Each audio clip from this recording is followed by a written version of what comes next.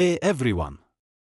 In this video, I'll explain why GCash stops working after you unlock your bootloader, and what you can do to fix it. If you recently unlocked, rooted, or installed a custom ROM and now GCash won't open, force closes, or shows a message like your device is rooted or modified, don't worry, you are not alone. Solution: why this happens? Unlocking the bootloader allows deep system changes. That weakens security, so GCash blocks devices that are rooted, modified, or have an unlocked bootloader to protect your money. Method 1. Relock the bootloader, safest.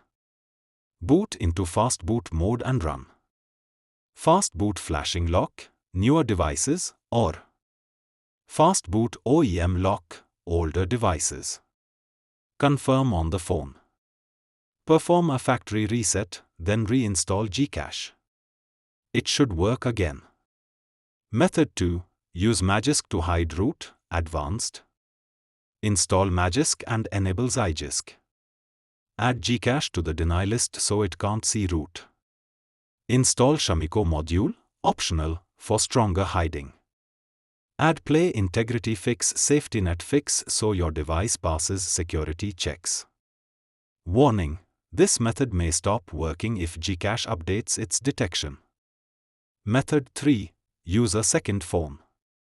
If you can't get it to work, the most reliable solution is to use GCash on a phone with the bootloader locked and no root. Important notes: unlocking and rooting can break banking and payment apps. Relocking is always safer and more stable than hiding modifications. Never use shady apps or mods to bypass GCash security.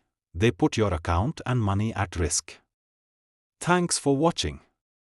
If this helped, don't forget to like, subscribe, and drop a comment if you want me to cover more Android fixes.